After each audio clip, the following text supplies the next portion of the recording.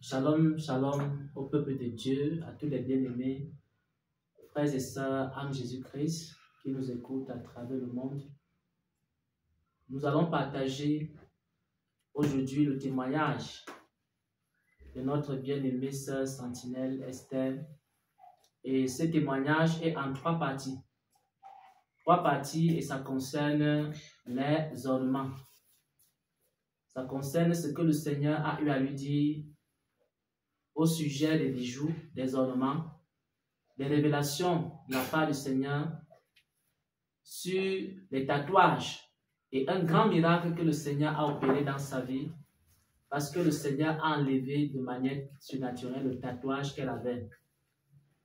Et enfin, nous allons parler des make-up. Avant de partager la révélation, j'aimerais d'abord lire un passage des Saintes Écritures. En Corinthiens 3, verset 17, il est écrit: si quelqu'un détruit le temple de Dieu, Dieu le détruira, car le temple de Dieu est saint et c'est ce que vous êtes. Donc, notre corps est le temple du Saint-Esprit. Et si nous détruisons le temple de Dieu en perçant nos oreilles, en perçant le nez, par des tatouages, par des make-up et par les autres artifices, alors, si nous détruisons le temple de Dieu, Dieu le détruira selon 1 Corinthiens 3 au verset 17. Donc, je vais maintenant lui passer la parole. Elle va premièrement nous dire comment est-ce qu'elle a été délivrée des bijoux et des ornements. Donc, elle va saluer le peuple de Dieu et nous dire comment le Seigneur l'a délivrée des parures.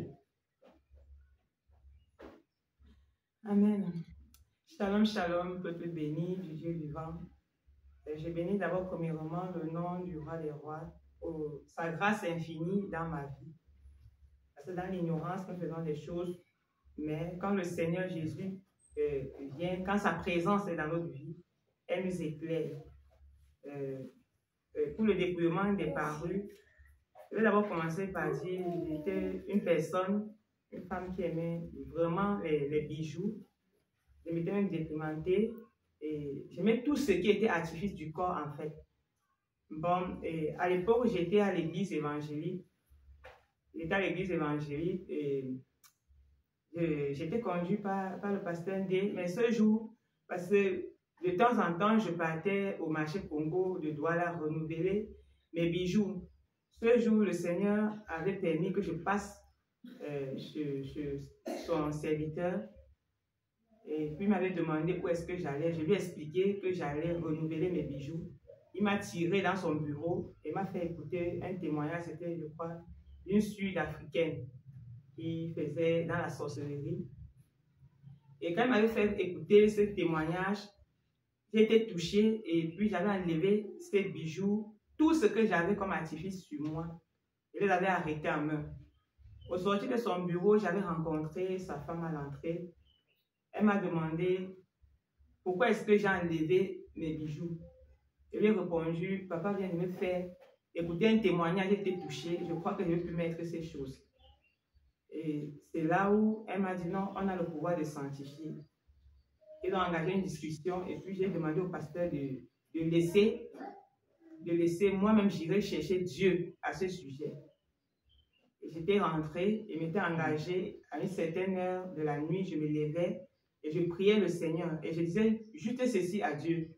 Seigneur, ton serviteur m'a dit ceci au sujet des mèches, des bijoux et tout ceci. Qu'est-ce que toi tu dis? Ce que tu dis, c'est ce que moi je ferai. Je priais comme ça jusqu'à ce qu'une nuit, le Seigneur m'a fait voir un songe. Dans ce songe, j'avais la dernière greffe que j'avais achetée. Une greffe brésilienne, la dernière. Et je marchais sur une route, j'ai vu une femme comme une reine, avec une couronne, bon, une femme que je sentais qu'elle avait autorité apparaître sur mon chemin. Et lorsque j'ai commencé le combat avec cette femme, j'ai évoqué le nom de Jésus, ça n'avait pas d'effet sur elle, ça n'avait pas vraiment d'effet. Et puis je demandais au Seigneur, pourquoi est-ce que j'invoque son nom, ça n'a pas d'effet sur la femme? C'est la femme qui a commencé à rire en se moquant de moi. Bon, c'était l'esprit, en se moquant de moi, en me disant ceci. Le nom de Jésus n'a pas effet parce que tu as ce qui m'appartient. Je lui ai demandé, qu'est-ce que j'ai qui t'appartient? Elle m'a dit, la mèche que tu as sur la tête m'appartient. Alors la parole de la femme du pasteur qui me disait que j'ai le pouvoir de sanctifier m'est venue à l'esprit dans le songe. Je voulais mettre ça en pratique. J'ai donc imposé la main sur la greffe. Je voulais sanctifier. Et elle s'est encore plus moquée de moi. Elle m'a dit, ça ne peut pas marcher. Il faut laisser tomber. C'est là où elle avait un bâton là. Avec ça, elle m'avait projeté. Et je me suis réveillée du songe. Mais je n'avais pas autorité sur cette femme, malgré que j'avais le Seigneur Jésus. C'est comme ça que le Seigneur a commencé à me dépouiller des mèches au travers du témoignage que j'avais écouté. Et j'ai commencé à prier parce que j'avais le désir de connaître vraiment ce que le Seigneur pense de ces choses. Et le Seigneur a commencé à me dépouiller des mèches.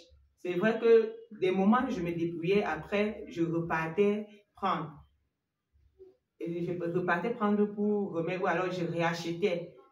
Mais un autre jour, j'étais en train de rentrer de l'église et je n'avais même pas la mèche sur la tête. J'attendais la moto. J'ai stoppé une moto. J'ai donné ma destination. L'homme qui était sur la moto m'a dit qu'il ne pouvait pas me porter. Alors j'ai traversé pour attendre plutôt le taxi. Et il vient garer devant moi. Il me dit, monte. Et j'ai eu peur. J'ai dit, il vient de me refuser. C'est sûr que c'est un agresseur. J'ai eu peur.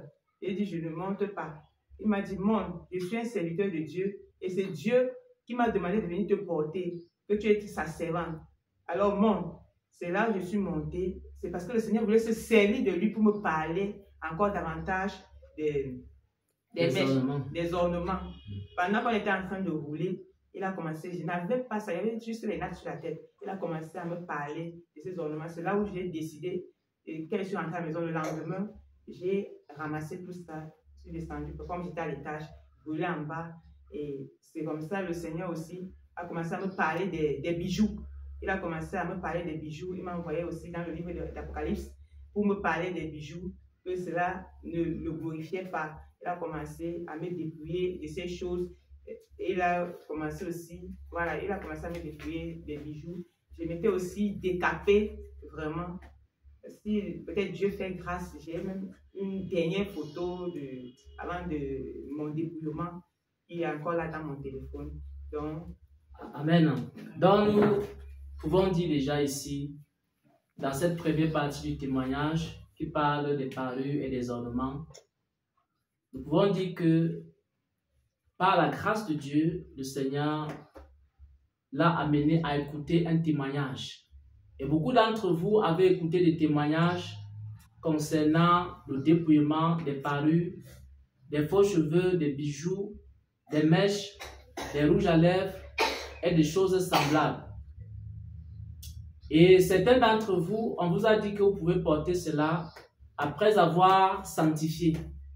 Parce qu'il y a une doctrine qu'on a partagée avec elle. Et dans cette doctrine, on lui disait qu'elle pouvait continuer à porter. Donc, dès qu'elle a la mèche, elle sanctifie la mèche. Après avoir sanctifié la mèche, elle peut porter.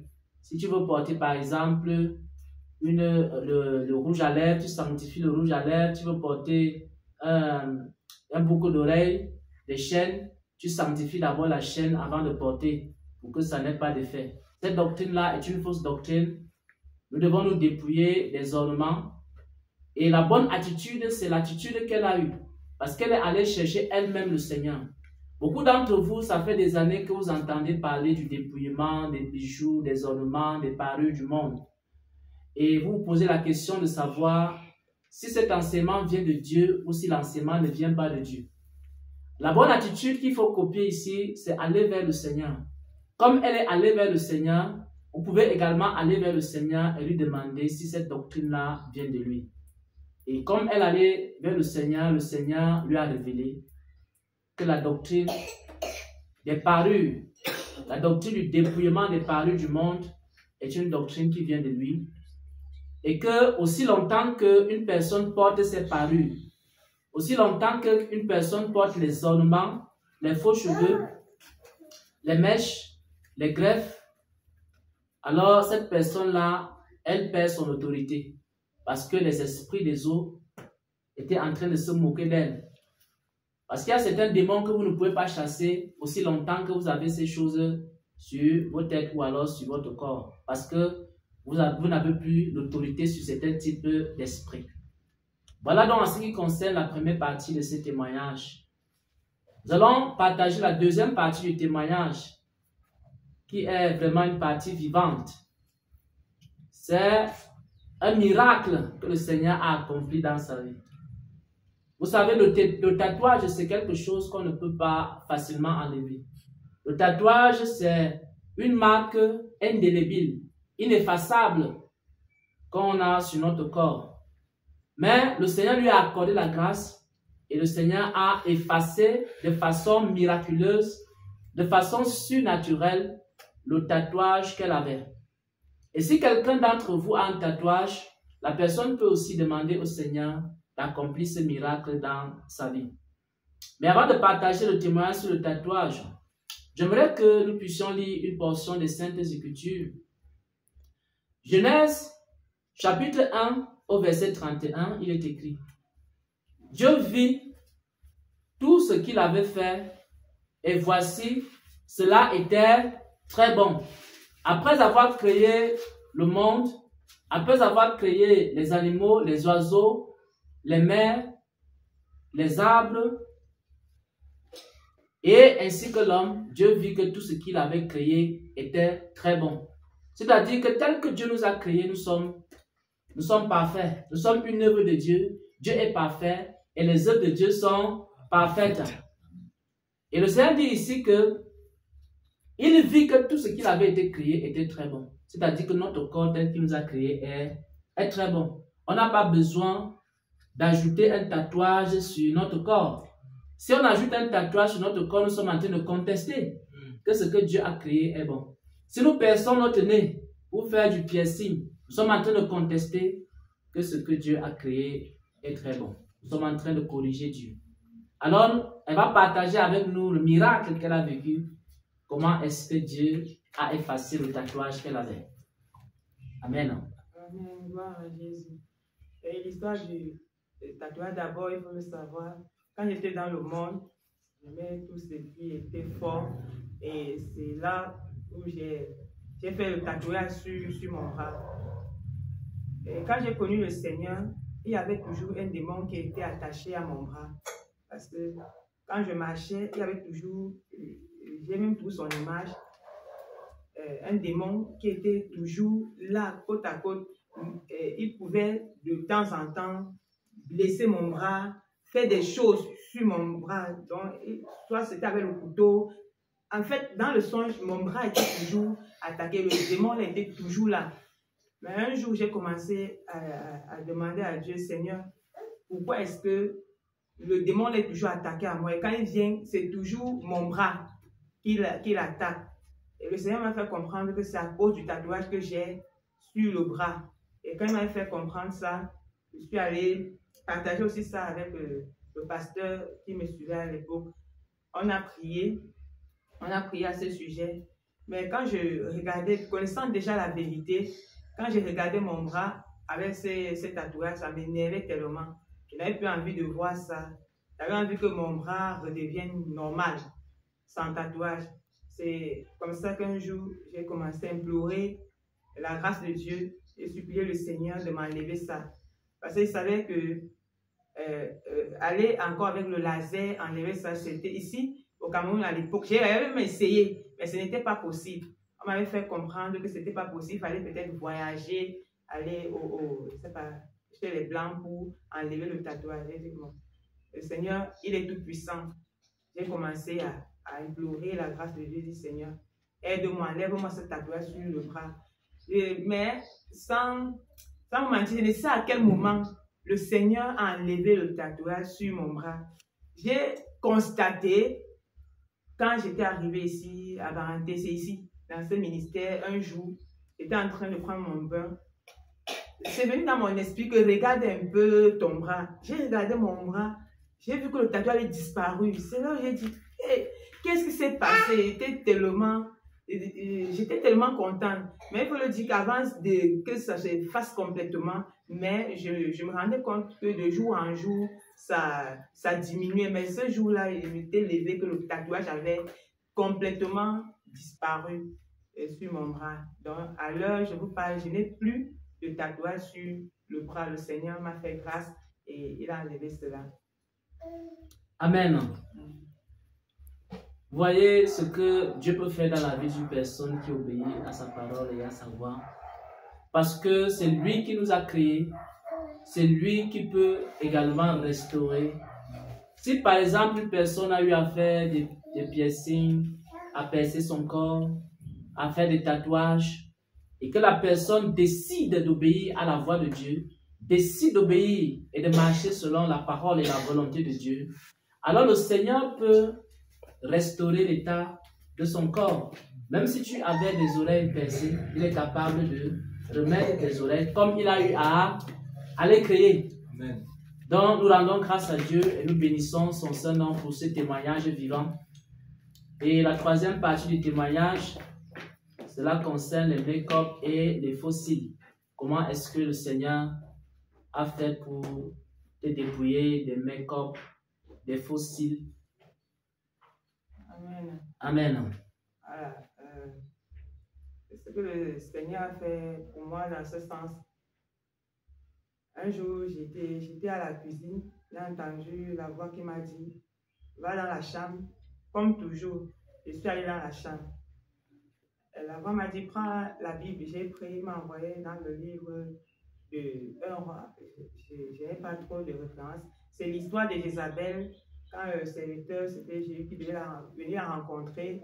Et puis elle s'était maquillée, elle s'est placée à la fenêtre. Et c'est de ça que le Seigneur s'était servi. Il me faisait comprendre que derrière les make-up, en fait, les make-up en général, c'est l'esprit de séduction. Il me faisait comprendre que lorsque tu mets ces choses, ça attire des personnes, ça attire aussi des esprits et tu deviens une pierre d'achoppement pour plusieurs. Donc, il ne faudrait plus que je mette cela. Et il me faisait bien comprendre que toi-même, quand tu mets, ton intention, c'est quoi? Ta motivation, c'est quoi? Et je dis, c'est parce que je veux être... Bon, je connais le Seigneur parce que je veux être attirant, je veux qu'on me drague et tout ça. Et il m'a dit, c'est ça qui n'est pas bien. Et le make-up n'est pas de moi. Il y a la séduction derrière. Il y a l'impudicité derrière. Il a commencé à me parler. C'est comme ça que je m'étais dépassée. Il y avait tout un sac foutu de ces choses, de make-up. Il y en avait et c'est comme ça que le Seigneur m'a accordé la grâce. Je me suis débarrassée des make-up. Amen.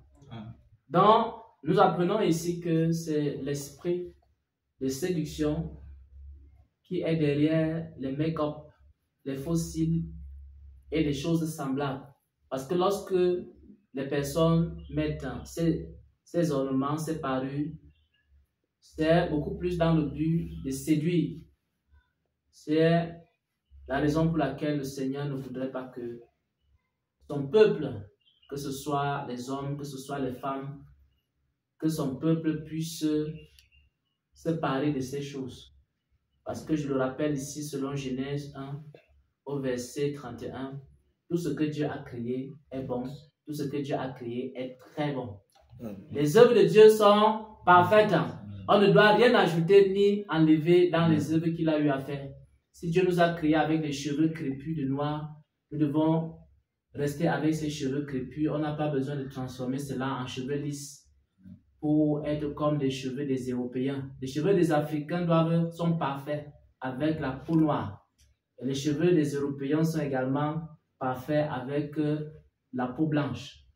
Tel que Dieu nous a créés, nous sommes parfaits. Nous n'avons pas besoin de contester la création de Dieu. On doit laisser les choses telles que Dieu nous a créées. Voilà donc, bien-aimés frères et sœurs en Christ, le témoignage que nous voulions partager. Il s'agit du témoignage de la servante sentinelle Esther. Comment le Seigneur a travaillé dans sa vie, comment le Seigneur l'a dépouillé, comment le Seigneur a enlevé toutes les parures, les mauvaises parures qui étaient sur son corps. Maintenant, elle est naturelle. La beauté éclatante de Jésus-Christ. Amen. Amen. Amen.